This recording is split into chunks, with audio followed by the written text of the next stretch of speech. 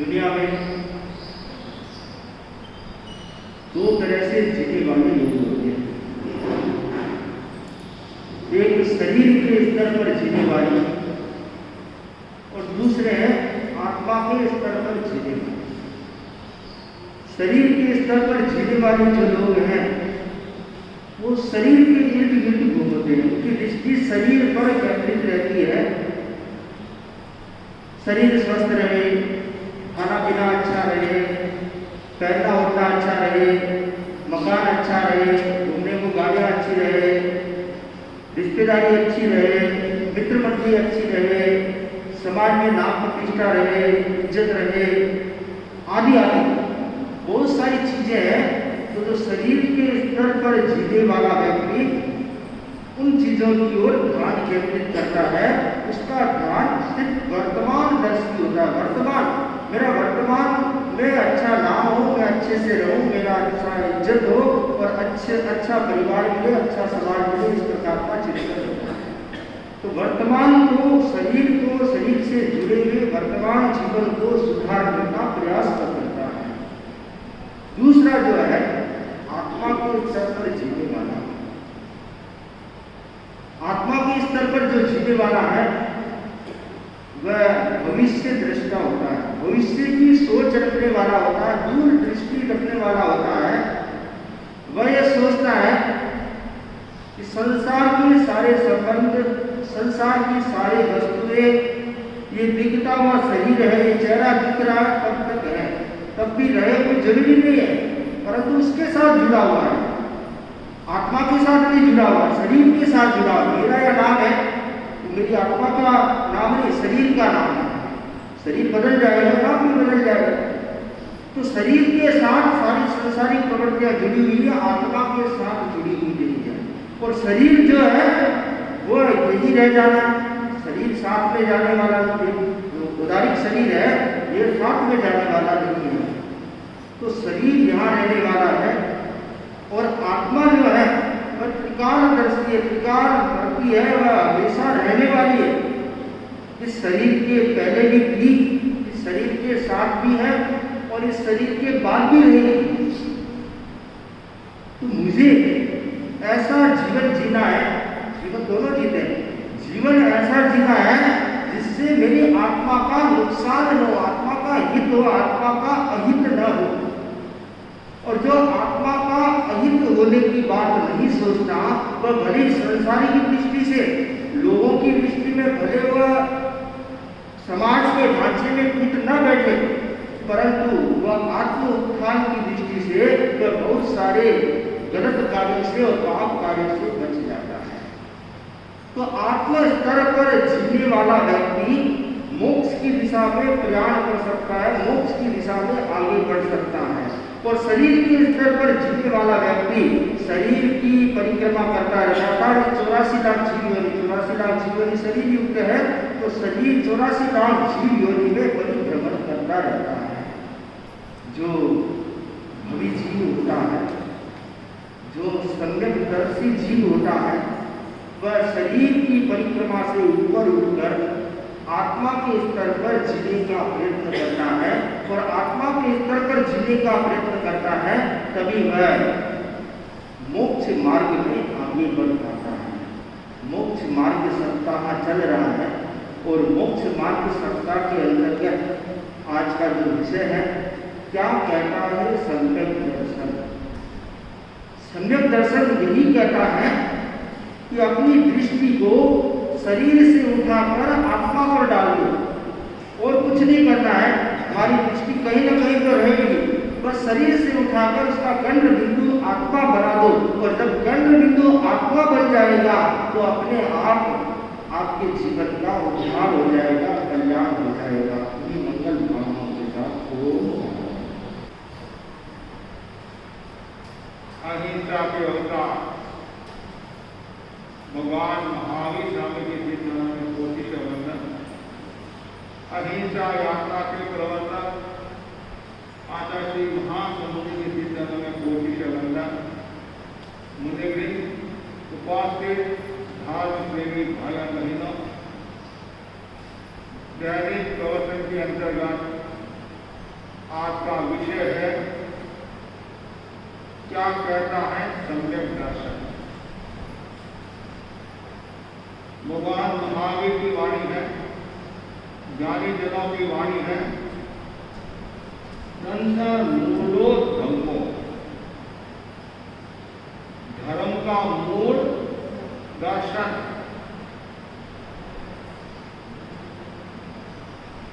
मनुष्य का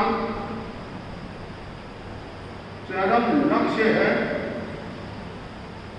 अंतिम जो लक्ष्य है, परम जो लक्ष्य है, मोक्ष की प्राप्ति। मोक्ष प्राप्ति का पहला जो कदम है, पहला जो पायदान है, पहला जो द्वार है, वह है सम्यक दर्शन। जैन धर्म में सम्यक दर्शन का सर्वाधिक मूल्य। सम्यक दर्शन सद्गुणों की खान है। सम्यक दर्शन हीरे के समान है, चिंतामणि रत्न के समान है, कामधेनु और कल्प वृक्ष के समान है। जिसके पास में सम्यक दर्शन रूपी रत्न होता है, वो व्यक्ति देर सवेर अपनी मंजिल को प्राप्त होता है। चिंतामणि रत्न भी व्यक्ति को मिल सकता है, कामधेनु कल्प वृक्ष भी मिल सकता है, हीरा भी मिल सकता है, धन धान्य सब कुछ मिल सकता है। लेकिन सम्यक दर्शन का मिलना बहुत भीमचंद्र के शब्दों में, वर्तमान में यदि किसी के पास में सम्यक दर्शन है तो केवल ज्ञान से कम नहीं, सम्यक दर्शन का कितना मूल्य होता है।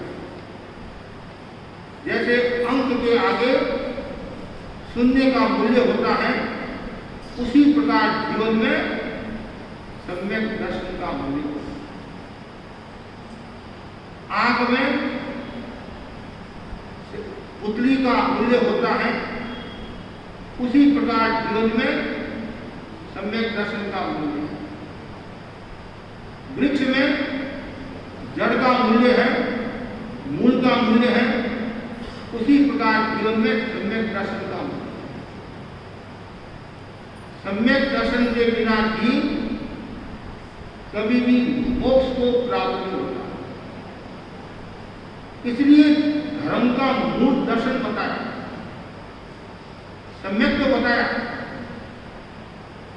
चारित्र से जो भ्रष्ट हो गया, वास्तव में वो भ्रष्ट नहीं है।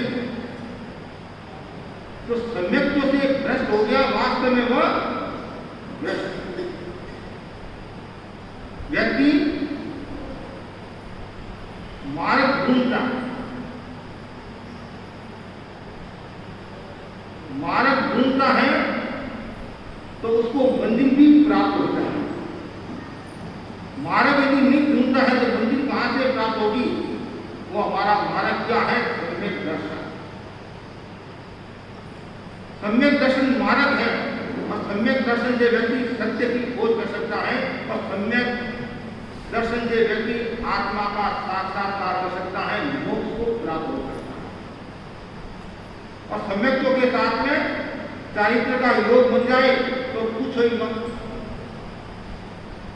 सोने में सुहागा जैसी कहावत चरितार्थ है। और जो बार बार सम्यक दर्शन कहता रहता है, सम्यक दर्शन का अनुभव करता रहता है, तो वह एक दिन शिव को प्राप्त हो जाता है, मोक्ष को प्राप्त हो जाता है। और सम्यक दर्शन है क्या? कौन सी चिड़िया का नाम? यथार्थ तत्व श्रद्धा सम्यक्त्व। तत्व के प्रति सही श्रद्धा रखना, वह है सम्यक्त्व। यथार्थ श्रद्धा रखना, सम्यक श्रद्धा रखना, उसका नाम है सम्यक्त्व। सम्यक्त्व दो प्रकार की भी बताई, एक अधिगमज और एक नैसर्गिक। अधिगमज का मतलब क्या है? प्रयत्न के द्वारा सम्यक्त्व को प्राप्त करना। नैसर्गिक का मतलब है साथ में मिलकर सहज। और ऐसे सम्यक्त्व के 5 भेद भी बताए। औपशमिक सम्यक्त्व, जिनको बोलते हैं उपशम संकेत। सास्वादन सम्यक्त्व, सास्वादन। क्षायिक सम्यक्त्व, क्षारोपशमिक सम्यक्त्व और वेदक सम्यक्त्व। इन 5 सम्यक्त्व में सबसे जो उत्तम सम्यक्त्व है, तो मोक्ष की ओर ले जाने वाली है, या इस भव में या तीसरे भव में, वो कौन सी सम्यक्त्व है? क्षायिक सम्यक्त्व, जो कभी क्षय होने वाली नहीं। एक बार जीव को क्षायिक सम्यक्त्व आ जाती है तो वापिस नहीं जाती। इसका नाम क्या? क्षायिक सम्यक्त्व। क्षायिक सम्यक्त्व सिद्धों के पास भी होती है, मनुष्यों के पास भी होती है, देवता नाती के पास में भी हो सकती है, त्रियंत्र के पास भी हो सकती है। सामान्यतः त्रियंत्र के पास नहीं होती है, फिर भी हो सकती है। उदाहरण के लिए, किसी व्यक्ति ने यौगिक त्रियंत्र का आयुष्य का बंध किया, आयुष्य का बंध पहले कर दिया, और क्षायिक सम्यक्त्व बाद में आ गया, तो उसने अपना आयुष्य पूरा किया और कहाँ गया? योगिनी तीर्थ में गया। उस अपेक्षा से उसके पास में हायर समय है। और भी किसी जीव में हायर समय तो हो सकती है, निश्चय में तो ज्ञानी है। इसलिए हायर समय का ये जो 3 भाव बताए हैं, इस अपेक्षा से 4 भाव भी हो जाएंगे। कैसे 4 भाव हुए? एक तो मूल मनुष्य का, उसने योगिनी तीर्थ का आयुष्य माना, वहां उसको सम्यक की प्राप्ति हुई। दूसरा भाव, प्राप्ति तो मनुष्य भाव में होगी, लेकिन अब उसके पास में वो हायर सम्यक है और वहां से उसने आयुष्य पूरा किया, देवलोक में गया और देवलोक से वापिस मनुष्य का भाव उसने प्राप्त किया, साधुपना लिया, कर्मों का अक्षय किया, मोक्ष को प्राप्त किया। इस अपेक्षा से 4 भाव भी हो, लेकिन मुख्य 3 भाव, ना तो इस भाव में या तीसरे भाव में मोक्ष को प्राप्त किया। ये बहुत उत्तम सम्यक्त्व है। ऐसे तो जितनी भी सम्यक्त्व है सबका मूल्य, क्यों मूल्य है? एक बार भी यदि सम्यक दर्शन का स्पर्श हो जाता है, अर्धपूर्वक परावर्तन के भीतर मोक्ष को प्राप्त हो जाए। सम्यक तो आई हुई वापिस भी जाती है, लेकिन देर सवेर वापिस अंधकार से प्रकाश में आ जाएगा और यथार्थ से यथार्थ में आ जाएगा, राग से विराग में आ जाएगा और आत्मा का उत्थान करेगा। ज्ञानियों ने तो इतना बताया है, जैसे भैंस है, भैंस का सिंह का जो अग्रभाग, उसमें आपने मूंग रखा और वो मूंग नीचे गिर गया, उतनी भी यदि जीव को सम्यक तो आ जाए तो वह देर सवेर और पूर्व परावर्तन के भीतर मोक्ष को प्राप्त होगा। सम्यक तो को सुरक्षित रखना जरूरी है। सम्यक दर्शन क्या कहता है? यदि आपको मोक्ष में जाना है तो दूषण से बचना पड़ेगा। दूषण बोलते दूषण, और ऐसे भी आप वर्तमान में प्रदूषण की भारी समस्या है और प्रदूषण के कारण प्रकृति पर भी असर आया, स्वास्थ्य पर भी असर आया है, बरसात पर भी असर आया। तो बाहर का प्रदूषण दूषण इतना खतरनाक है तो भीतर का प्रदूषण इतना खतरनाक है। भीतर का जो प्रदूषण है सबसे खतरनाक वह है मिथ्यात्व का प्रदूषण। और जब तक हमारे भीतर में मिथ्यात्व का प्रदूषण रहेगा तब तक जीव मोक्ष को प्राप्त नहीं हो सकता। आप प्रतिगमन करते हैं और प्रतिगमन में 5 दूषण बताए। कौन से दूषण बताए? शंका, कांक्षा और विचिकित्सा है, विचिकित्सा, परपासन प्रशंसा और परपासन संस्कार। ये दूषण है, ये सम्यक्त्व को नुकसान पहुंचाने वाले, श्रावकपन को नुकसान पहुंचाने वाले, साधुपन को नुकसान पहुंचाने। और जो नुकसान पहुंचाता है तो उसकी सम्यक्त्व सुरक्षित नहीं रहती है, और सम्यक्त्व सुरक्षित नहीं है तो जीव मोक्ष को प्राप्त नहीं। उसमें पहला है शंका, तत्व के प्रति शंका रखना, यथार्थ के प्रति शंका रखना। भगवान ने कहा एक पानी की बूंद में असंख्यात जीव होते हैं। पानी खुद झील है और शंका होगी, ऐसा कभी हो सकता है? ये तो गपोड़ा है, गप है, मन में शंका का भाव आ गया।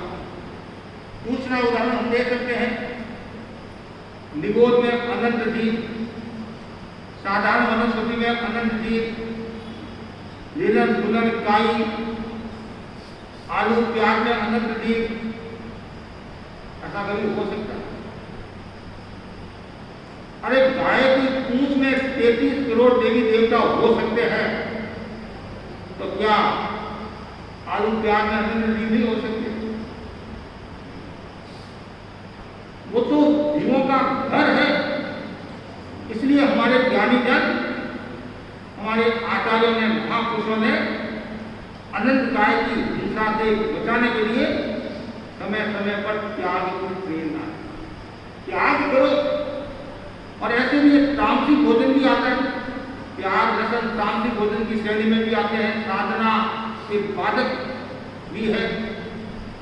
यदि आपके मन में शंका का भाव आ गया, महाराज जो बातें बता रहे वो सही है या गलत, किसने देखा नरक, किसने देखा स्वर्ग, नास्तिक विचारधारा वाले क्या बोलते हैं, यावत जीवेत सुखम जीवेत ऋणम कृत्वा घृतम पिबेत भस्मीभूतस्य देहस्य पुनरागमनं कुरुते।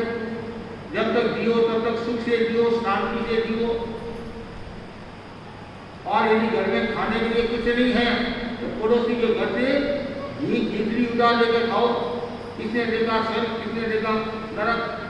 ये वापिस मनुष्य का फल मिलेगा कि नहीं मिलेगा? जितनी मौत करनी है, जितना लोगों को लूटना है, ये तो मन में शंका का अभाव होता है। आचार्य कालगढ़ी के पास में पच्छराजी सिंगड़ी जो मुसद्दी थे, जोधपुर के थे, वो उनके पास खूब आते भगत थे और डालगढ़ी को बार बार कहते ये कपड़े गंदे, क्रिया में क्या? अब ज्ञानी हो तो अच्छी बात है, कपड़ों में कुछ नहीं, गंदे कपड़े रखना, कठोर आचार पालना, ये करना, वो करना, ऐसा करना, क्या कुछ नहीं। एक बार का, 2 बार का, 3 बार का, 4 महीने का कोई बात नहीं। आयु से पूर्ण होने के बाद में कुछ नहीं, कोई बात नहीं। हम यही सोचेंगे कि 100 साल का, 50 साल का कष्ट सहन किया, इससे ज्यादा कुछ नहीं होगा। कल यदि स्वर्ग और नरक हो गया तो गुजराती बार बार बोलते क्यों महाराज इतनी क्रिया पालते हो, ये करते वो करते, क्यों दुख देखते हो, क्यों करते थे? न स्वर्ग है न नरक है। तो दार्शनिक का कोई बात नहीं, 50 साल का सुख देगा, 100 साल का सुख देगा। कल यदि स्वर्ग और नरक हो गया तो फिर क्या करेंगे? तो वो बोले महाराज इतने झगड़े झगड़े बड़े, इतने जुटे पड़ेंगे, धरती भी सहन नहीं कर सकेगी। इसका मतलब क्या? उनके मन में शंका का भाव। और कल यदि स्वर्ग नरक हो गया तो फिर क्या करेंगे? स्वर्ग भी है, नरक भी है, आत्मा भी है, परमात्मा भी है, सब। और जो शंका करता है वह दूषक सम्यक को नुकसान पहुंचा। उसके बाद में कामशा, कामशा का मतलब क्या हुआ? बाह्य आडंबर प्रदर्शन देखकर उनके प्रति रुझान होना कि महाराज हमारे यहाँ तो कुछ नहीं है, न ढोल है न धमाका है।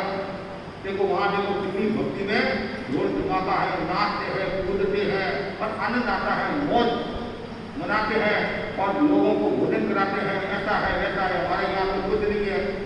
कहते नहीं पैसो राजी ने तको ढूंढियो धर्म पको, ये कहावत है। और वहाँ कितना मौज है, आनंद ही आनंद है। हमारे को तो जैन धर्म से वो अच्छा लगता है, जैन धर्म से ये क्या होगा? कामशा, बाह्य प्रदर्शन देकर, आडंबर देकर उनके प्रति आकर्षित होना। संत यहाँ विराज रहे हैं, प्रवचन सुनने के लिए आपके पास में टाइम नहीं, अच्छी बात सुनने के लिए आपके पास में टाइम नहीं है। और वही सावन की तीज का झूला का कार्यक्रम है, नाच कूद का कार्यक्रम है, और सभा भर में कोई नाच कूद का कार्यक्रम रख दो या धीमन का कार्यक्रम रख दो तो सैकड़ों लोग आ जाए। क्यों? बाह्य प्रदर्शन के प्रति आकर्षण। और उसमें यदि मशगूल रहता है तो समझना चाहिए वह सम्यक्त्व को खोता है। जो बाह्य प्रदर्शन नहीं, जो अन्य दर्शन है वो सही नहीं है, उनके प्रति रुझान रखता है, उनके प्रति आस्था रखता है, वह सम्यक दर्शन से चूक। शंका, कामशा, कि तीसरा क्या है, विचिकित्सा। विचिकित्सा, चिकित्सा बोलते नहीं, आगे भी लगा दो। विचिकित्सा, विचिकित्सा का मतलब क्या है, जो मैं धर्म कर रहा हूँ, मैं प्रवचन सुन रहा हूँ, तपस्या कर रहा हूँ, साधना कर रहा हूँ, मेरे को फल मिलेगा नहीं मिलेगा। और कभी कभी आदमी निराश भी हो जाता है कि महाराज इतना वर्षों से मैं धर्म आराधना करती हूँ, तपस्या करती हूँ, डेले डेले पाना करती हूँ, वास्तव करती हूँ, रोजाना दर्शन करती हूँ, भोजी की भावना बांटती हूँ, सब कुछ करती हूँ, फिर मेरे ये दुख कैसे आ गया। इसलिए मैंने धर्म छोड़ दिया। धर्म में कुछ नहीं है, ये फल कहाँ मिलता, फल तो मिलता नहीं। अरे तुमने आज धर्म आराधना की, कर्म तो तुमने पहले किए, जो तुमने पहले कर्म किए हैं वो तो तुम्हारे को भोगने पड़ेंगे। अनाज की कोठी होती है, पुराने समय में घरों में अनाज की कोठी होती थी, ऊपर से अनाज डालते थे और नीचे एक छेद होता और अनाज निकलता। तो किसी ने कहा अरे पुराना अनाज कैसे आ गया, तुमने तो भी नया अनाज डाला। और नया तो तुमने आज डाला, जो पहले डाला है वो तो पहले आएगा। जो पहले डाला, जो पहले तुमने जो कर्म किए हैं वो तो तुम्हारे को भोगने पड़ेंगे। आज तुम अच्छा बना है, तब तुमने जो पत्थर मारा है, तुमने गाड़ी की है, दुर्व्यवहार किया है, असत कर्म किए हैं, वो तो तुम्हारे को भोगने पड़ेंगे। भगवान महावीर को भी नहीं छोड़ा कर्म किसी को नहीं छोड़ते हैं। इसलिए कहा गया नहीं, मारे जाओ कर मारे, मारे जाओ कर मारे, कर्म बड़ा बलवान, मारे जाओ कर मारे, कर्म बड़ा बलवान, मारे जाओ कर मारे, कर्म बुरावे, कर्म हटावे, कर्म बुरावे, कर्म हटावे, ओ कर्म बड़ो बलवान, मारे जाओ कर मारे, ओ कर्म बड़ो बलवान,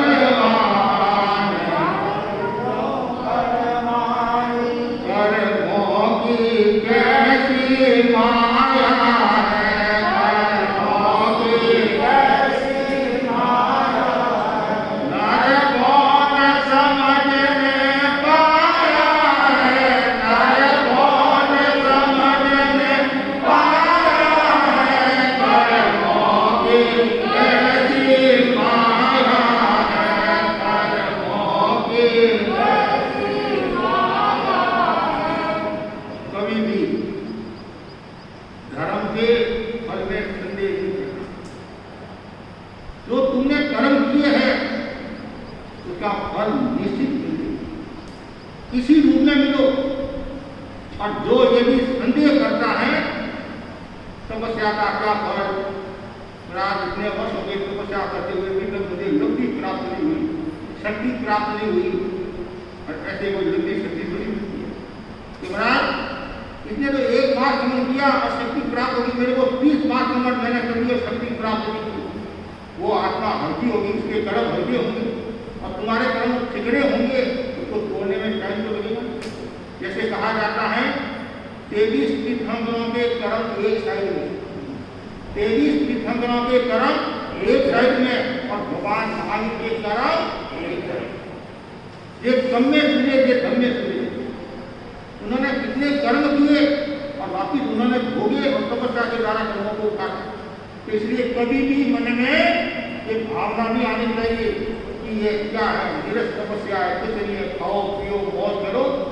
धर्म के फल में कभी संदेह नहीं करना। जो करता है वो दूषण है, व्यक्तियों को नुकसान होता है।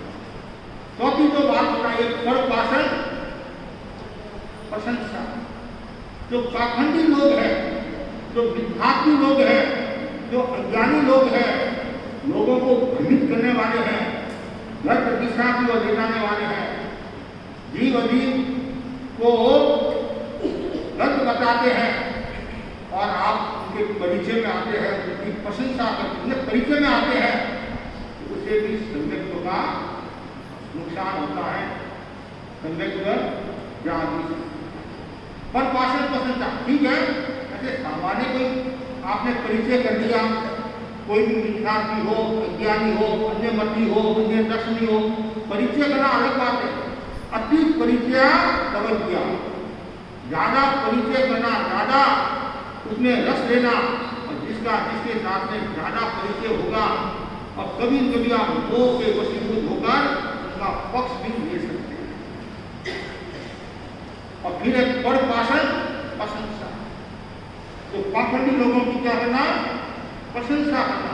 जैसे दूसरों से आपने प्रशंसा सुनी और आपने भी उनकी प्रशंसा करनी शुरू की, नहीं महाराज वो बहुत जोरदार है, उनके जैसा तो कोई वक्ता ही नहीं है, हमारे यहाँ तो कोई ऐसा वक्ता नहीं है, इतना बड़ा ज्ञानी है, विज्ञानी है, ये है, वो है, ऐसा है। ये प्रशंसा झूठी प्रशंसा, यथार्थ प्रशंसा करना अलग बात है और झूठी प्रशंसा करना अलग बात है। यथार्थ की प्रशंसा और गलत की प्रशंसा करना अलग है। आज से करीबन 30 साल पहले की घटना है, करीबन 30 साल पहले की। हम सूरत का प्रवास करके गुरुदेव तुलसी के लाडू दर्शन करने के लिए जा रहे, रास्ते में हमारे को अन्य मती साधु मिले, दूसरी संप्रदाय के साधु मिले और उनकी चर्या को हमने देखा। देखने के बाद में जब हमने गुरुदेव के दर्शन किए तो मैंने गुरुदेव को निवेदन किया, गुरुदेव हमने अन्य मती साधुओं को देखा वो बहुत बड़े तपस्वी है, आचार का कठोर पालन करते हैं, आंखों के ऐसा है, ऐसा है, वैसा है, खूब बातें बताई उसने। गुरुदेव ने फरमाया मूल में भूल है, क्या कहा, मूल में भूल है, जिनकी नींव कमजोर है वो कितना ही मैं मकान 10 मंजिला मकान बना दे, कोई सत्य नहीं। मूल में भूल कैसे, जो हिंसा में धर्म बताते हैं तो वो कितनी क्रिया पालने और भूल है, परम नानक हो गया। ज्ञान और दया दोनों का संबंधित रूप होता है तब आत्मा का उत्थान। पूरा ज्ञान भी आत्मा का उत्थान करने वाला नहीं है और कोई क्रिया भी आत्मा का उत्थान करने वाली नहीं है। बताया नहीं, पंगु और अंधा, पंगु का भी जुड़े नहीं है किसी से और अंधे का भी जुड़े नहीं। जंगल में कोई आग लगी तो सब भागने की कोशिश करे, तो एक पंगु था उसे जलाने जा रहा था और एक अंधा था उसको मार्ग दिखाई नहीं दे रहा था। दोनों मिले, दोनों ने कहा भाई तुम भी मार्ग पार नहीं कर सकता है और मैं भी मार्ग पार नहीं कर सकता, लेकिन मेरे पास में एक उपाय। पंगु ने कहा क्या उपाय है, तुम्हारे पास में पैर है, मेरे पास में पैर नहीं है, मेरे पास में आंख है, तुम्हारे पास में आंख नहीं है। उपाय क्या, तू ऐसा कर, तू मेरे को कंधे पर बैठा दे, तू मेरे को कंधे पर बैठा दे और तू पैरों से चल, मैं आंखों से तुम्हारे को बताता रहूंगा और हमारा मार्ग पार हो जाएगा। उसको वो बात अच्छी लगी और दोनों ने अपना मार्ग पार। तो अंधी क्रिया और पंगु ज्ञान भी पार नहीं पहुंचाता है, दोनों का योग होता है तब आत्मा का उत्थान है। कितनी गहरी बात बता। और जो आचार्य तुलसी ने फरमाया जो मूल में भूल है, हिंसा में धर्म बताते हैं, तो वो व्यक्ति कैसे मोक्ष जाएगा, कैसे आत्मा का उत्थान करेगा। क्रिया का अपना मूल्य है, ज्ञान का भी अपना मूल्य है, इन दोनों का योग होगा तब जाकर व्यक्ति मोक्ष को प्राप्त होगा। तो पर पाषण प्रशंसा, पर पाषण संस्था, ज्यादा परिचय रखना, ज्यादा प्रशंसा करना, ये सब संगठनों को नुकसान पहुंचाने वाली। इसलिए सम्यक दर्शन क्या कहता है, दूषण से बचो, प्रदूषण से बचो। और सम्यक दर्शन कहता है यदि आपको मोक्ष में जाना है तो क्या करना पड़ेगा, भूषण की आराधना करो, दूषण को छोड़ो, भूषण आभूषण बोलते, भूषण की आराधना करो। तो भूषण क्या है, जैसे 5 भूषण है वैसे 5 भूषण भी बताए हैं। भूषण जैसे आभूषण होता है, आभूषण भूषण, जैसे बहन कोई आभूषण पहनती है तो कितनी अच्छी लगती है, कितनी सुंदर लगती है, मनहारी लगती है। तो वैसे ही जिनके पास में सम्यक रूपी आभूषण है उनको वो चैन देता है, आत्मसात कर लेता है, उनका बेड़ा पार हो जाता है। तो जो यहाँ बताया गया है भूषण क्या है, पांच, उसमें पहला है धैर्य। धैर्य का मतलब धर्म में स्थिर होना। जो व्यक्ति धर्म में स्थित होता है, दूसरों को धर्म में स्थित करता है, वह व्यक्ति सम्यक्त्व को सुरक्षित रखता है। उसका मतलब क्या है, आभूषण।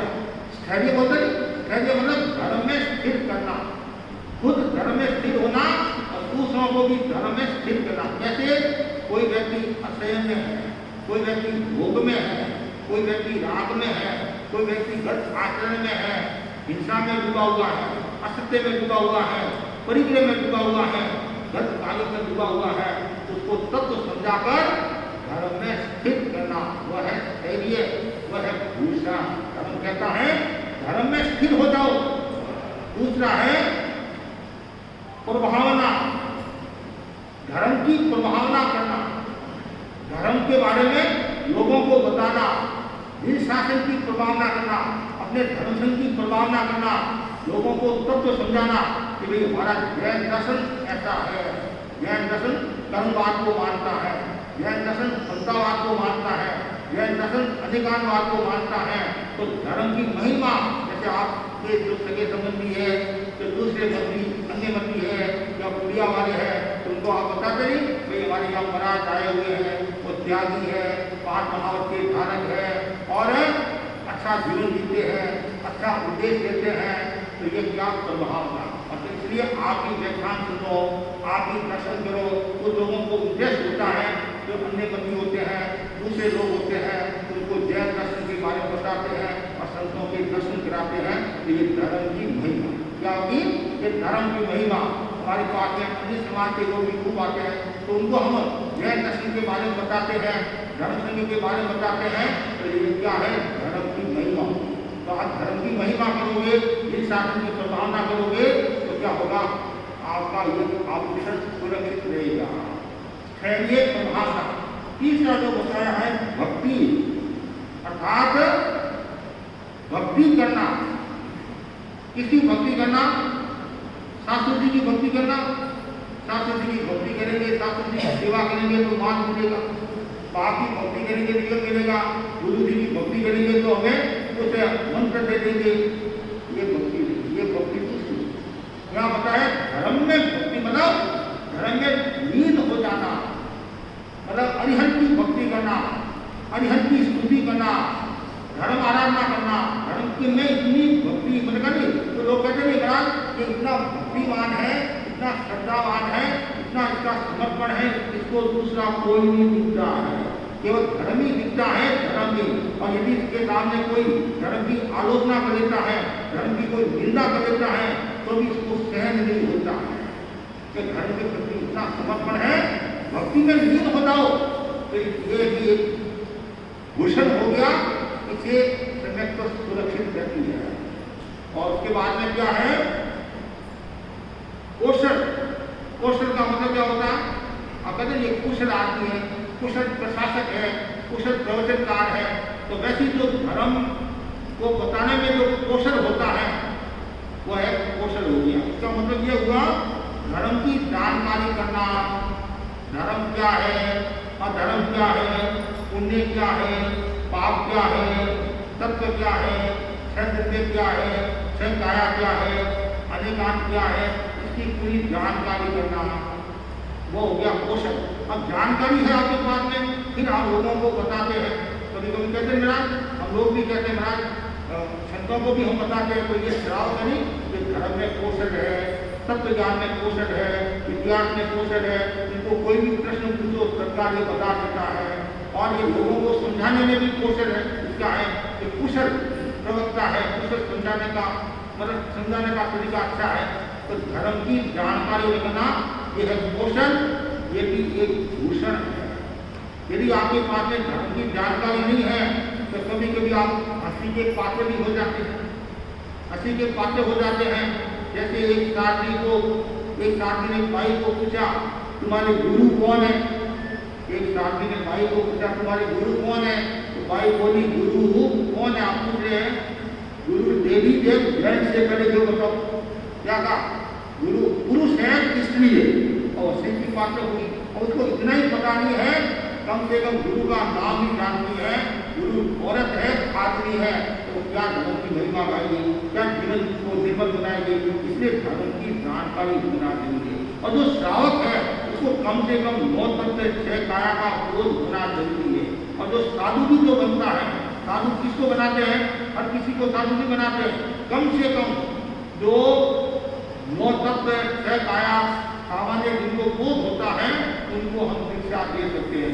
जिनको बोध ही नहीं है, अरे ये तो वो घर घराने का है, तो संपन्न आदमी है, वो नंबर 2 की बात है। यदि उसके भीतर में बात विरुद्धता नहीं है, उसके भीतर में आत्मार्थिक बना नहीं है, आचार विचार के प्रति सजग नहीं है, तो फिर कोई मतलब नहीं, कोई मतलब नहीं है। इसलिए यहाँ बताया गया कुशल होना, धर्म की जानकारी रखना, लास्ट है तीर्थ सेवा। तीर्थ सेवा मतलब संघ की सेवा करना, बहुत महत्वपूर्ण बात है। जो संघ की सेवा करता है बहुत बड़ा भूषण है, आभूषण है ये। और संघ की सेवा करने वाला व्यक्ति तीर्थंकर नाम गोत्र का भी उपार्जन कर सकता है। तीर्थंकर नाम गोत्र उपार्जन के जो 20 कारण बताए हैं, उनमें एक कारण तीर्थ सेवा भी है, भक्ति भी है, और भी 20 कारण में तपस्या भी है, उपासना दान भी है। तो इतनी महत्वपूर्ण बात संघ की सेवा करना।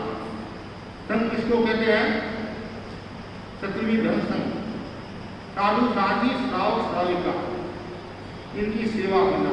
इनकी क्या सेवा करना? श्रावक की क्या सेवा करना? हाथ पैर दबाना, दवाई देना, पानी पिलाना नहीं, ये नंबर 2 की बात। यहाँ 3 की सेवा का मतलब है जो श्रावक गलत रास्ते पर है और सही को गलत बता रहे हैं, धर्म को सही बता रहे हैं, अधर्म को धर्म बता रहे हैं, धर्म को अधर्म बता रहे हैं, तो भोग में, हिंसा में, असह्य में डूबे हुए हैं, उनको तत्व समझाकर धर्म में स्थित करना, ये बहुत बड़ी सेवा। यदि आप एक व्यक्ति को धर्म से जोड़ते हैं तो जिंदगी भर तक वो भाई आपको याद करेगा। कभी कभी कहते थे लोग, कहते महाराज मैं इसके कार्यकाल में जुड़ा, इसकी कृपा हुई, आज मैं धर्म संघ की सेवा। कभी साधु संतों के बारे में भी कहते हैं मैं इसकी प्रेरणा से हम धर्म में जुड़े। और कभी साधु संत भी आपको कहते हैं कि मैं पहले तो हिंसा में डूबा हुआ था, गलत रास्ते में था, संतों का संपर्क मिला, संतों की सन्निधि मिली, संतों ने उपदेश दिया, प्रेरणा दी, आज मैं मानव हो गया। पहले दानव था और मैं मानव हो गया। तो 3 की सेवा। ऐसे साधु साथियों की सेवा कैसे करना? गोश्री की सेवा करना, साधु साथियों की दवाई की आवश्यकता है तो नैवेद्य दलाली करना, धर्म दलाली करना, और कोई कार्यक्रम आदि है तो उसको व्यवस्थित ढंग से संपादित करना नैवेद्य प्रवृत्ति के साथ में। तो ये 3 सेवा होगी। साधु साथियों की सेवा करना, रस्ते की सेवा करना, आचार्य की सेवा करना, और लोगों को धर्म के लिए प्रेरणा देना। जैसे श्री कृष्ण महाराज के बारे में बताया जाता नहीं, तो वो भी धर्म दलाली करते थे कि कोई भी द्वारिका नगरी का सदस्य दीक्षा लेता है तो पीछे जो व्यवस्था है उसकी आप चिंता मत करो, उसको मैं संभाल दूंगा। जो दीक्षा लेना चाहता है वो दीक्षा की प्रेरणा देते, तो दीक्षा की प्रेरणा देते, जो निर्वृत्ति प्रेरणा देते, वो धर्म दलाली है। और पीछे जो व्यवस्था करना वो एक समाज का काम, समाज का ही काम है। जैसे आपने किसी को तपस्या की प्रेरणा दी, सासू ने बहू को तपस्या की प्रेरणा दी, वो संतों का चातुर्मास है, तपस्या कर, कर्म निद्रा होगी, आत्मा की विशुद्धि होगी। और वो कहती है कर तो मैं सकती हूँ, पीछे काम कौन संभालेगा? तो सासू क्या कहती है, उसकी तुम चिंता मत कर, काम मैं संभाल दूंगी। तो उन्होंने जो धर्म की दलाली की, तपस्या की जो प्रेरणा दी, वो हो गया 3 सेवा।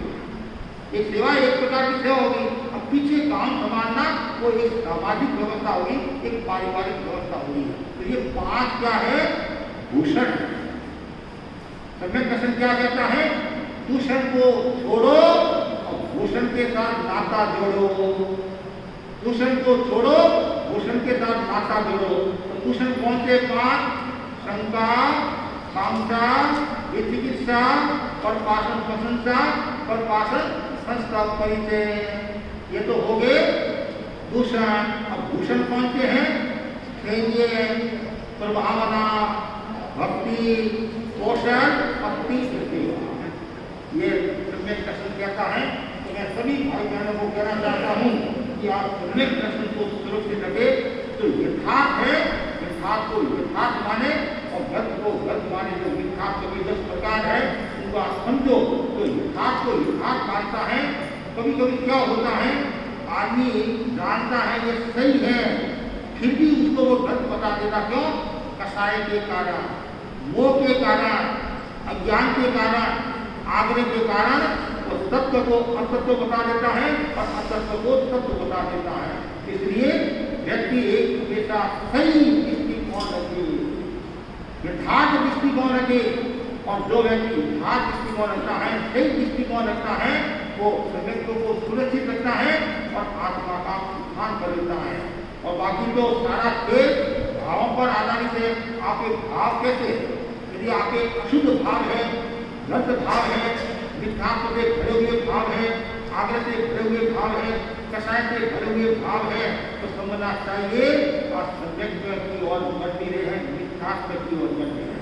और आपके भाव अच्छे हैं, भाव निर्मल है, पवित्र है और सम्यक दृष्टिकोण वाले भाव है, तो समझना चाहिए आप उन्नति कर रहे हैं। एक अवनति और एक उन्नति। सम्यक दर्शन है वो उन्नति को ले जाता है और मिथ्या दर्शन है वो अवनति नीचे की ओर ले जाता है। हमारा एकमात्र जो लक्ष्य है वो क्या लक्ष्य है? आत्मा से महात्मा, महात्मा से परमात्मा बनना। हर व्यक्ति का लक्ष्य है कि मैं मोक्ष को प्राप्त करूं। हर व्यक्ति का मतलब लक्ष्य है आत्मा को निर्मल और पूजन बनाऊं। उसकी जो प्रक्रिया है, उसका जो पहला जो कदम है, पहला जो पायदान है, वो है सम्यक दर्शन। तो हमारा दृष्टिकोण हमेशा सही है। जिसका दृष्टिकोण सही रहता है वो व्यक्ति आगे बढ़ता है, आत्मा का उत्थान करता है। इसी आशा के साथ दया सुकारी वेदई दया सुकारी खान अनंत आदि ज्ञान दया करा बलिदान सत्कारी मंगलम अरहंताम सिद्धाम ताओ तेरे धुमो सत्कारी रत्ना अरहंता रत्ना सिद्धार्थना रत्ना तेरे बनंतो धुमो रत्ना सत्कारी शरण पहुंचामी अरहंते शरण पहुंचामी सिद्धे शरण पहुंचामी ताऊ शरण पहुंचामी तेरे बनंतम धुमो शरण पहुंचामी विघ्न हरण मंगल करम नाम विष्णु नाम गुण पूर्ण हरे